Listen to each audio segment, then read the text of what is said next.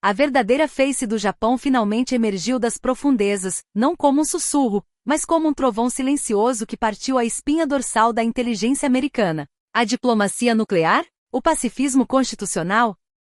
Tudo não passava de uma cortina de fumaça, um teatro kabuki encenado para manter o mundo distraído. Quando a NSA finalmente percebeu a verdade, o silêncio na sala de situação não foi de contemplação, foi de terror. Os Estados Unidos, a águia que tudo vê, haviam sido cegados. O Japão não tinha apenas igualado a capacidade americana, eles a haviam transcendido. E tinham feito isso nas sombras, operando um projeto de magnitude faraônica sem que um único alarme disparasse em Washington. A verdade, crua e aterrorizante, foi confirmada não em Tóquio, mas a milhares de quilômetros dali, sob o sol implacável do hemisfério sul. O que o Japão preparava não era uma frota naval para dominar o Pacífico. Era o domínio absoluto do céu, alimentado pela força bruta do oceano. Se você preza pela verdade, preste atenção. O mundo mudou esta noite. O celular vibrou na mesa de cabeceira, um zumbido agressivo que cortou o silêncio da madrugada em Maryland. Eu não precisei olhar para o relógio. Meu corpo sabia que era aquela hora morta antes do amanhecer, quando os pesadelos se misturam com a realidade. Tateei no escuro, meus dedos encontrando o metal frio do aparelho. A tela iluminou o quarto com um brilho azulado ferindo meus olhos. Uma única palavra pulsava ali, quartel-general. Atendi. Jason. Vem agora. Era Thompson, o vice-diretor. Sua voz, geralmente um barítono calmo e controlado, estava uma oitava abaixo, carregada de uma tensão elétrica que fez os pelos do meu braço se arrepiarem. O que aconteceu? Perguntei, sentando-me na cama, o coração já batendo num ritmo de fuga. Não pelo telefone. Esteja na sala de operações em 30 minutos. A linha ficou muda. Levantei-me, o frio do ar-condicionado central contrastando com o suor frio que brotava na minha testa. Vesti-me no escuro, movimentos automáticos de quem já fez isso 1000 vezes. Minha esposa se mexeu sob os lençóis, murmurando algo ininteligível. É urgente? Ela perguntou, a voz arrastada pelo sono. Sim, volto logo, menti. Eu não sabia quando voltaria. No banheiro joguei água gelada no rosto. O homem que me encarava no espelho parecia um estranho. 12 anos como analista de sinais da NSA haviam cavado trincheiras profundas ao redor dos meus olhos e tingido meus cabelos de cinza prematuro. Minha vida era decifrar o caos, encontrar padrões no ruído estático do mundo. Mas naquela noite, o rosto no espelho refletia medo. A rodovia para Fort Meade estava deserta, uma fita de asfalto cinza sob a luz laranja dos postes. O rádio estava desligado. Minha mente corria mais rápido que o motor do carro. Rússia? China? Um ataque cibernético massivo? Nada disso justificaria o tom de Thompson. Havia manuais para o apocalipse conhecido. O que quer que fosse, era novo. Era o desconhecido. Ao passar pelo portão principal, notei a diferença. O guarda, um homem corpulento que costumava me cumprimentar com um aceno preguiçoso, estava rígido, a mão pairando perto do coldre. O que está acontecendo, sargento? Ele se inclinou baixando a voz. Não sei, senhor, mas o ar está pesado. Tem gente graúda chegando desde as 3 da manhã. Estacionei na garagem subterrânea. O setor reservado para crises estava lotado.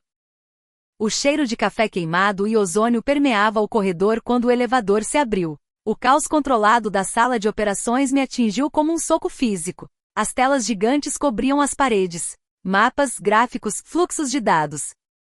Mas todos os olhos estavam fixos em um ponto. Uma linha azul que circundava o globo, pontuada por um ponto vermelho pulsante sobre o Japão. Nossos satélites nem sequer sentiram o cheiro, disse Thompson, surgindo ao meu lado. Ele parecia ter envelhecido 10 anos em uma noite. Sabíamos que algo estava naquela órbita, mas era um fantasma. Só confirmamos que é japonês agora. Olhei para o ponto vermelho. Eles têm uma rede própria? Invisível para nós?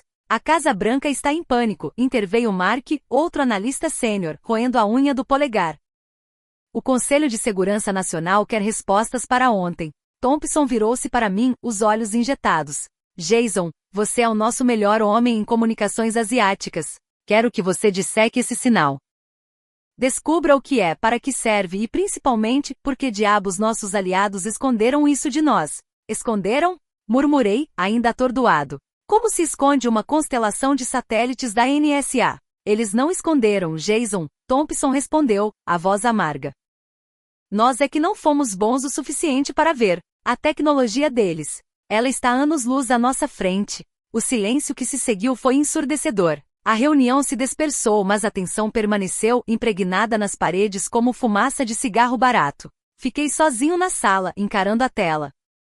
Aquele ponto vermelho a 600 quilômetros de altitude zombava de nós. Algo não bate, disse Mark, sentando-se na cadeira ao lado. Por que esconder? Somos aliados há 70 anos. Compartilhamos tudo. Medo? Sugeri. Ou preparação? Se for preparação, Mark sussurrou. Eles não estão contando conosco para a briga. Saí da sala, precisando de ar. No corredor, uma figura me interceptou. David Miller, lenda viva da inteligência de sinais, ex-força aérea, agora chefe da equipe do leste asiático. Dave? Achei que estava em Washington. Vim voando. Thompson me chamou. Ele fez um gesto com a cabeça em direção à máquina de café. Pegue um copo. Você vai precisar. Enquanto a máquina zumbia, Dave olhou ao redor, garantindo que estávamos sozinhos. Jason, o briefing foi superficial. A situação é pior. Como assim? Aquele ponto na tela? Não é apenas um satélite indetectável. É uma rede. E o sinal? O sinal não vem só do espaço. Ele me guiou até seu escritório no 3º andar. Era um cubículo desordenado, cheio de mapas estelares e caixas de pizza vazias. Dave digitou furiosamente no teclado e 3 monitores ganharam vida. Veja isso. Últimos 6 meses. A tela mostrava ondas complexas, padrões que pareciam orgânicos, quase respirando. Frequência desconhecida. Criptografia quântica talvez. Não é militar americano, não é comercial, não é chinês. É novo. Japão, sussurrei. Sim, mas veja a origem da telemetria de controle. Ele ampliou o mapa. A linha não apontava para Tóquio. Ela descia, cruzava o Equador e terminava na América do Sul. O que é isso? Perguntei. Brasil, respondeu Dave. Senti um calafrio. Brasil? O Japão está operando a partir do Brasil? Uma instalação conjunta. Oficialmente pesquisa oceanográfica e aeroespacial. Mas esses sinais... Eles estão controlando o céu a partir do Atlântico Sul. Dave me entregou um pendrive. Todos os dados brutos. Jason, se eles têm isso, o equilíbrio de poder no Pacífico acabou. Eles não precisam mais de nós. Eles são os donos do próprio destino. E talvez, do nosso também. Uma semana se passou. Meus olhos ardiam de tanto olhar para linhas de código que pareciam poesia alienígena. Havia uma regularidade musical nos sinais, algo que me lembrava marés. Naquela tarde, Thompson me convocou. O Japão vai fazer um lançamento. Agora. Onde? Tanegashima? Não. Thompson jogou uma pasta na mesa. Centro de lançamento de Alcântara, Maranhão, Brasil. Abri a pasta. Fotos de satélite mostravam uma base cercada por selva densa e mar equatorial. Alcântara? Pensei que o acordo com os Estados Unidos tinha morrido anos atrás. E morreu. Mas aparentemente os japoneses fecharam um acordo bilateral silencioso. Vantagem geográfica. Perto da linha do Equador, economiza combustível. Perfeito para cargas pesadas. O manifesto diz satélite de comunicação comercial Li. É mentira. O foguete é um novo modelo H3 modificado. A carga é pesada demais. Vamos assistir. Na tela grande, a transmissão ao vivo mostrava a costa brasileira. O calor era visível, distorcendo o ar ao redor da torre de lançamento. O Atlântico batia forte contra as falésias avermelhadas. Não era a precisão clínica do Cabo Canaveral. Era uma base encravada na natureza selvagem. Contagem regressiva, anunciou o técnico. Às 19 horas, hora local, o céu de Alcântara se iluminou. Não foi uma subida lenta. O foguete rasgou a atmosfera com uma violência predatória, um pilar de fogo subindo da selva brasileira para o vácuo. Separação do primeiro estágio confirmada. Rastreamento. Espere. O técnico engasgou. O que foi? Gritou Thompson. A telemetria. Ela mudou. O sinal de controle está vindo de baixo.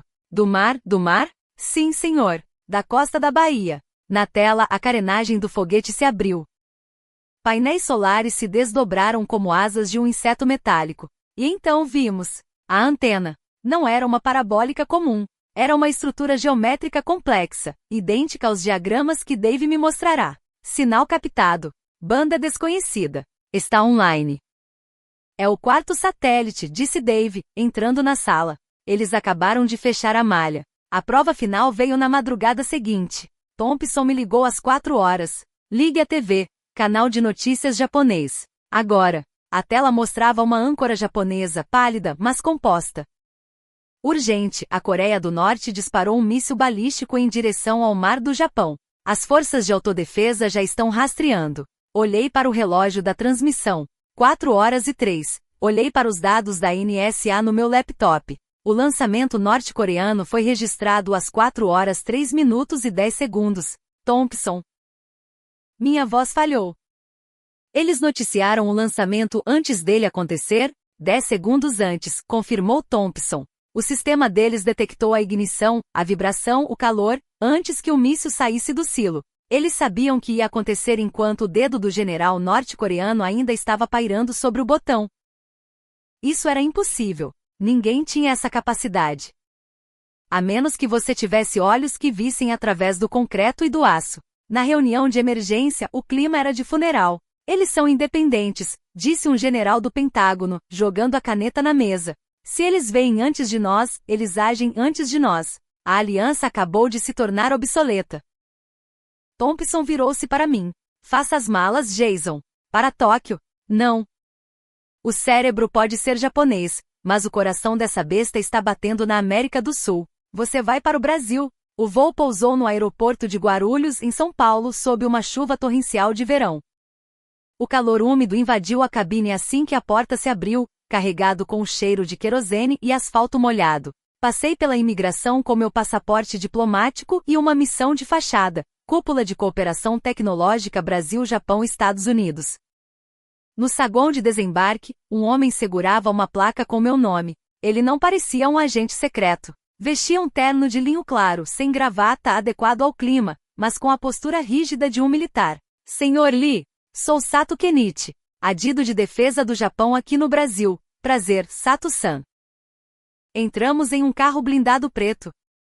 O motorista, um brasileiro corpulento com óculos escuros, arrancou em direção à rodovia Dutra. O trânsito de São Paulo era uma besta viva. Motoboys costuravam entre os carros como mísseis suicidas, buzinando freneticamente. O horizonte era uma parede infinita de arranha-céus cinzentos pichados no topo, com favelas se derramando pelas encostas como cascatas de tijolo laranja. Primeira vez no Brasil? Perguntou Sato em um inglês perfeito. Sim, é intenso. Sato sorriu, um sorriso que não chegava aos olhos. É um país de contrastes. Energia pura, caos e ordem dançando juntos. O lugar perfeito para inovar, se você souber lidar com o barulho. O hotel ficava na Avenida Paulista. O coração financeiro da cidade pulsava lá embaixo. Sirenes, música alta, o rugido constante da metrópole. No meu quarto, liguei o equipamento de varredura. Sinais de rádio, Wi-Fi, celular, rádio pirata da favela. O espectro eletromagnético de São Paulo era uma sujeira indescritível. O lugar perfeito para esconder um sinal secreto. Recebi uma mensagem criptografada de Dave. Cuidado. Eles sabem quem você é. O Brasil não é território neutro. É a casa de campo deles agora. No dia seguinte, a reunião oficial foi no Ministério das Relações Exteriores, mas a verdadeira ação aconteceu depois. Sato me disse que havia uma visita técnica agendada. Em vez de um laboratório, ele me levou a uma padaria movimentada em uma esquina do Itaim Bibi. O cheiro de pão de queijo fresco e café forte era inebriante. As pessoas falavam alto, gesticulavam, riam. Sentado em uma mesa de canto, um homem japonês de meia-idade lia um jornal brasileiro. Dr. Tanaka, apresentou Sato, chefe do Instituto de Pesquisa. Tanaka fechou o jornal. Senhor Lee, aceita um pingado? É o melhor café do mundo, acredite. Vim para ver satélites, Dr. Tanaka, não para tomar café. Tanaka riu. No Brasil, nada acontece sem café e uma boa conversa. Sente-se. Sei que você é da NSA. Sei que sabem sobre Alcântara. E sei que sabem sobre os 10 segundos. Ele foi direto ao ponto. Típico da eficiência japonesa, mas com a ousadia que o ar brasileiro parecia inspirar. Por que aqui? Perguntei. Por que o Brasil? Olha ao redor, Tanaka apontou para a rua. Este país é gigante. Tem recursos, tem espaço, e tem o Oceano Atlântico. O Japão é uma ilha cercada de inimigos. Precisávamos de um pulmão fora da zona de conflito. O Brasil nos deu a terra e o mar. Nós demos a tecnologia. Vocês estão usando energia das marés para alimentar a rede, deduzi. Energia das correntes oceânicas. O Atlântico Sul é uma bateria inesgotável. Quer ver? É por isso que estou aqui. Voamos em um jato executivo para Salvador, na Bahia. A paisagem mudou do concreto cinza para o verde exuberante da Mata Atlântica e o azul profundo do mar. Do aeroporto, um helicóptero nos levou para o mar aberto. O piloto, um brasileiro que mascava chiclete e usava óculos espelhados, gritou pelo rádio: "Bem-vindos à Bahia, gringos! Olhem para baixo." O mar era de um azul turquesa violento. E lá, emergindo das ondas como uma fortaleza de ficção científica, estava a plataforma. Não era uma plataforma de petróleo. Era branca elegante, com turbinas submersas visíveis sob a água cristalina. Pousamos. O vento cheirava a sal e maresia. Instituto de Energia Oceânica Brasil-Japão, anunciou Tanaka, sua voz cheia de orgulho. Descemos de elevador para o nível subaquático. Paredes de vidro mostravam as gigantescas turbinas girando com a força da corrente do Brasil. Geramos gigawatts aqui, explicou Tanaka. Mas não mandamos para a rede elétrica de Salvador. Para onde vai? Perguntei, embora já soubesse a resposta. Tanaka me levou a uma sala de controle. Telas mostravam o globo. A energia gerada ali era convertida em micro-ondas e disparada para o espaço, alimentando a constelação de satélites que vigiava o Japão. Transmissão de energia sem fio, murmurei. Tesla sonhou com isso. Vocês fizeram. Com a ajuda da engenharia brasileira para a estrutura submarina e a eletrônica japonesa para a precisão, disse Tanaka. É uma simbiose. E os mísseis? O sistema de alerta? A energia infinita nos permite usar radares de abertura sintética com potência que vocês nem sonham.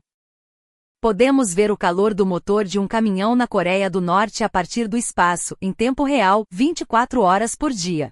Olhei para Tanaka. Por que me mostrar isso? Por que agora? Porque o segredo acabou. E porque queremos que os Estados Unidos saibam. Não somos uma ameaça. Somos parceiros. Mas parceiros iguais.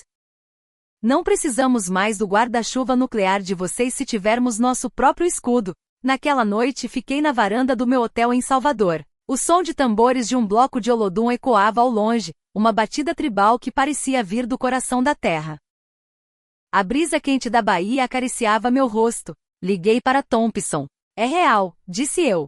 É tudo real. Eles têm independência estratégica. O que eles querem, Jason? Olhei para o céu estrelado sobre o Atlântico. Lá em cima, invisíveis, os sentinelas japoneses, alimentados pelo mar brasileiro, vigiavam o mundo. Eles querem respeito, Thompson. E acabaram de conquistar. Desliguei o telefone. Respirei fundo o ar úmido e salgado. O mundo havia mudado. O eixo do poder não estava mais apenas no norte. Havia uma nova força surgindo, uma aliança improvável entre a tecnologia do sol nascente e a energia bruta dos trópicos. E pela primeira vez em muito tempo, senti que a NSA, com todos os seus supercomputadores e satélites, era apenas um espectador na nova ordem mundial. Tomei um gole da minha caipirinha. O gosto era doce, mas o efeito era forte. Assim como a nova realidade.